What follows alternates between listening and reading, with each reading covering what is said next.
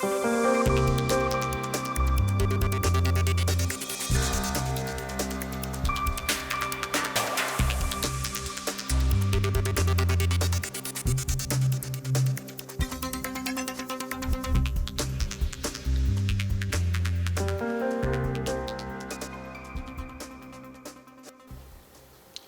afternoon, Atsugi. I am Commander Matt Zook. I'm the base XO. Today I have with me, Command Master Chief Mike Wilkins. and then of course our special guest. Hey everybody, I'm Commander Guy Snodgrass, call sign Bus. I'm the commanding officer for Strike Fighter Squadron 195.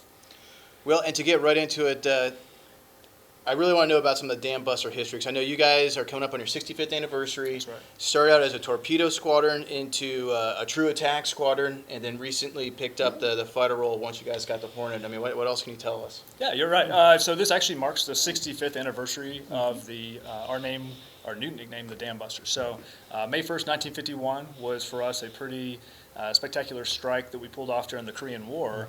And so what happened was we launched off the aircraft carrier. We had 4 aircraft loaded with 2 torpedoes apiece. So we used to be a torpedo squadron, transitioned to an attack squadron, so we were attack at this point. But it was fairly unique because we hadn't used torpedoes in about a decade. And there was this dam, the Watchon Reservoir Dam, that people had been tasked to strike over and over and over again. They were using dumb bombs, and they just kept bouncing off. They wouldn't fuse, and they couldn't take out the dam. And they were trying to stop the Chinese advance. So in this case, our aircraft launch off with assistance from some other squadrons from the carrier and wind up, instead of using bombs, they knew that since there's a big reservoir behind the dam, well, why wouldn't we find some torpedoes, use those? So we launched a total of 8 torpedoes.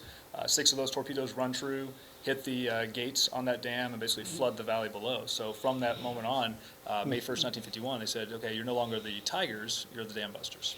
Dam Busters just sounds so much more military than the Tigers, doesn't it? Yeah. I don't know, it just sounds cool. Yeah, it definitely is a cool name, and I think it's cool too because, like I mentioned, 65th anniversary is a big thing, and it commemorates something that's very unique in military history. So do you have any idea where Chippy Ho came from? Yeah, absolutely. Basically, it was tied into that reservoir dam. So at that point, in time, we had a mascot that was the eagle for the squadron. So that is the traditional Chippy.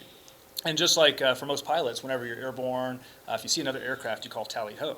So for us, whenever we had this eagle, that became kind of our mascot. So as we were becoming the Dam Busters, and then subsequently just as a shortened call sign, because Dam Busters so long on the radio, we started using Chippy in honor of our mascot. And then, so now when we see people out in town, even here on base, we still use it current day. We sit there and say Chippy Ho, and that's kind of how we greet each other.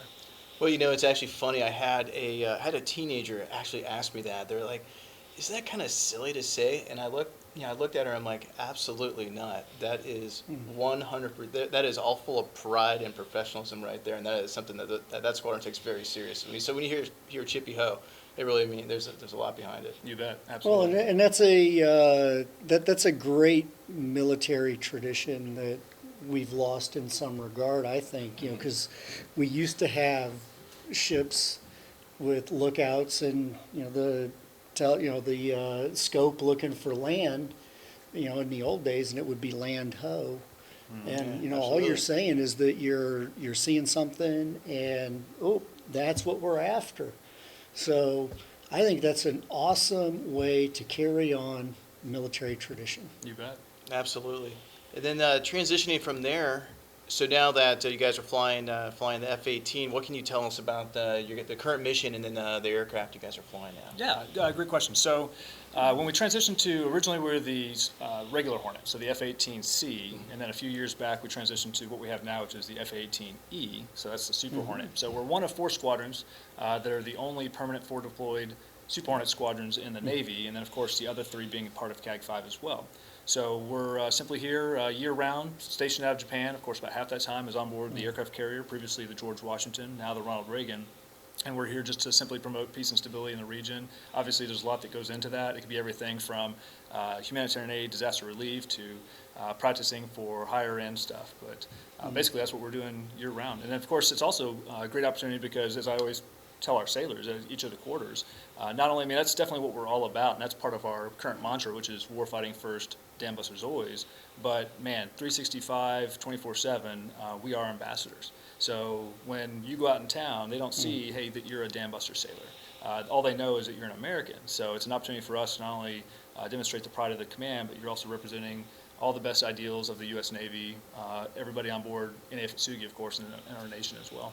And that's just phenomenal because when we get down to the unit level, there's always a pride that we take within each of our units, and that is awesome and it's commendable. But when we're overseas like this, the locals don't see VFA 195, VFA 115. They That's right. see U.S. Navy, Absolutely. and that's just an awesome mantra there. You bet. So, we kind of touched on a few of those elements, but it's very important, especially as much as we can keep things consistent for sailors. It always makes it very easy for them to see, okay, what's the CO about? What is our command about? So to help that along, I actually brought you both a small gift, a token of appreciation for having me on, but command coin for both of you. Yeah, thank you. So if you take a look at the coin, there's actually Thank you. two sides to that coin. Yep. On the front side, you see the American and the Japanese flag. And so we have the F-18 right in the middle. That represents, of course, the essence of what we do, providing that F-18, making sure it's ready to go day in and day out. And that's everybody from the pilots who are flying the aircraft, the maintainers, the administrators. We also have that American flag providing that umbrella of protection over Japan. And at the very bottom, you have one of my catchphrases, which is warfighting first, dambusters always. So it's always about making sure that no matter what we're doing, that we are preparing our squadron to be ready to go day in, day out. And then, of course, the corollary to that is dambusters always. So it's always about taking care of the sailors, making sure we're ready to go. And then just like you have here, XO, when you flip it over on the back, you've got that oversized war eagle that represents the command. You've got the 3 Ps that I've been using, purpose, professionalism, and pride. So in short, for our sailors, making sure that no matter what you do, everything you do is with a sense of purpose, that you are always thinking about the importance of professionalism because of how you look, how you act represents not only yourself, but like you said, Right. very aptly, you represent the United States Navy and the nation. Right. And then, of course, pride. So for every single one of our sailors, certainly in the dam busters, but anyone who's currently stationed here in Atsugi, when you raised your right hand and you took the oath to come out here, man, I mean, that's something to be proud of, the fact that you're Right. doing something pretty unique with this portion of your life. And if you notice at the very top, a word I haven't mentioned yet, that's just ownership, the fact that, man, you can definitely tell when someone takes ownership, they really believe in what they're doing, it stands out. Oh, and it doesn't matter who you are. It doesn't matter who you Right. are in the squadron. There is something that you could always have ownership of something, and there is something Yep. that you can always contribute. And yeah, I love your guidance. It's simple. It's easy to understand, but more importantly, it's also very easy to execute You and bet. and to do very, very well. You bet. So, let's see. What about? And you did mention it. What about the people? I mean, obviously, to make a squadron as great as it is, it's all about the people. Absolutely, yeah. I mean, the one thing I've really liked about being in command is that, unlike some of the other services, I mean, in the U.S. Navy, the commanding officer has the opportunity to work with everybody. So you basically own, under one umbrella, all the functional services of that squadron. So we have 11 F-18 aircraft. We have all the maintainers who work day in and day out to make our mission possible. We have everybody who does administration. So, of course, that includes everything from, we have a very robust sponsorship program because it's incredibly important. I mean, there used to be a video when I first joined that was called The First 72 Hours. Yes. And I know some of us who've been around for a while Oh, have yeah. seen it. It was Yep. super kind of cheesy 1970s version movie. But that was what it was all about, is that you had 2 paths you could take. And so it's so important. Admin does a great job with this, as well as our MWR and sponsorship groups, to make sure that when we're gaining a new sailor, that they are prepped, ready to go before they even step foot in Japan, and then subsequently once they're here.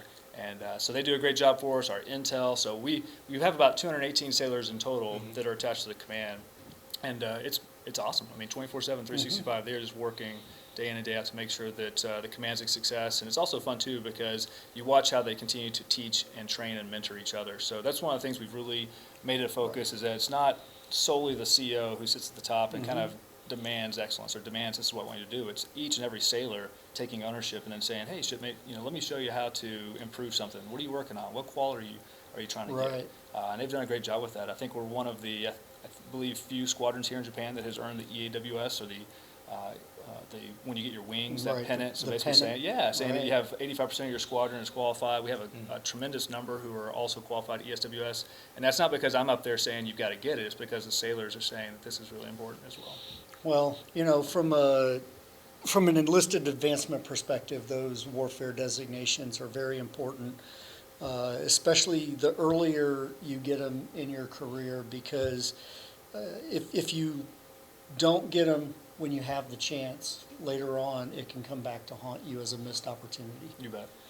And you know what I like here, looking at this coin here for purpose? I look at that, and the thing that I like about purpose is it gives direction. Mm-hmm. And I understand, this is probably more from a professional setting environment, but from a personal environment as well, we have to have purpose for our life.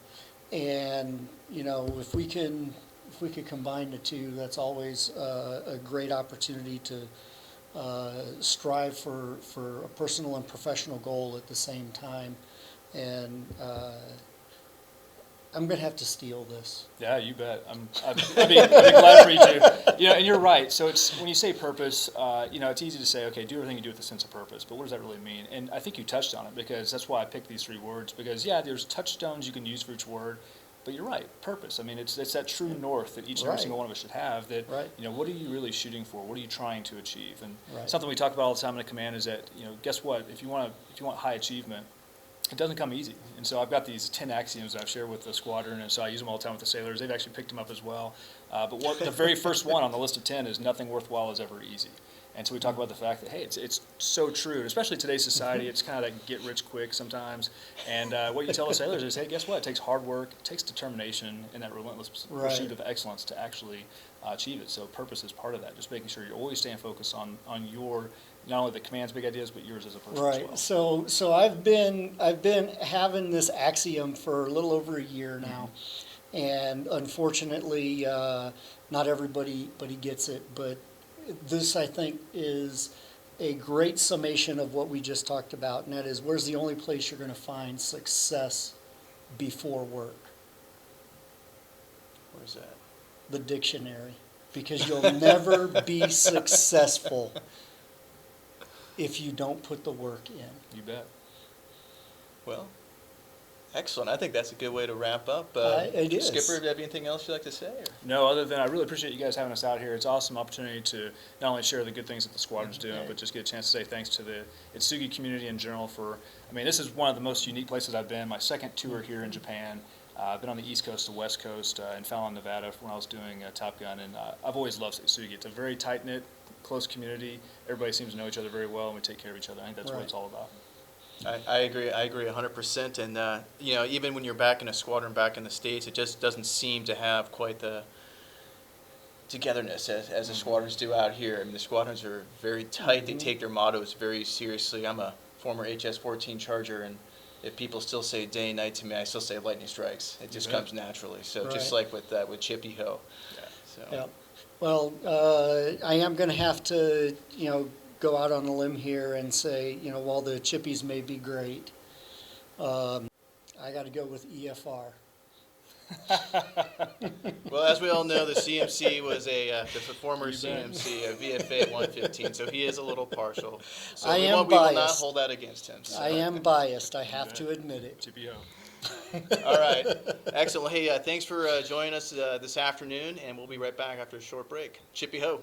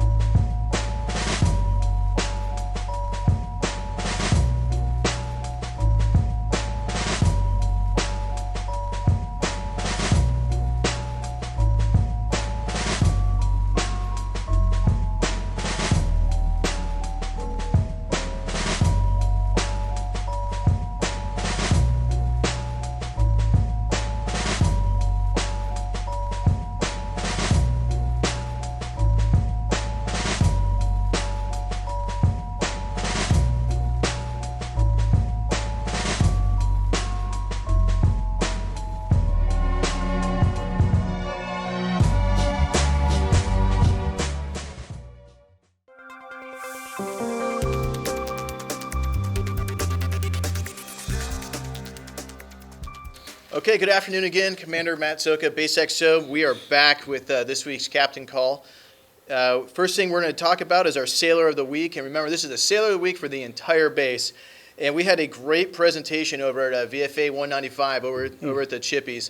Petty Officer Malapit, AD2, had no idea that he was the Sailor of the Week. The expression on his face, the look of general surprise was pretty awesome. He was just absolutely surprised and shocked that he was picked as a Sailor of the Week. And again, I'm talking for the entire base. Of all those great sailors or the sailors out there doing great work, Yep. he was the guy that this week really, really nailed it. The comments here from his command, he is, like I said, a second class, but he performs at the level of a senior first class. That's awesome to hear that about a second class. And I know they always say that chiefs run the Navy, but I tell you what, CMC, that if we don't have E5s, I don't know how we get anything done, because they're the guys who actually get it done out there on the deck plates. Well, you're absolutely right about that. The E5s are definitely the workhorse. Yes, they are.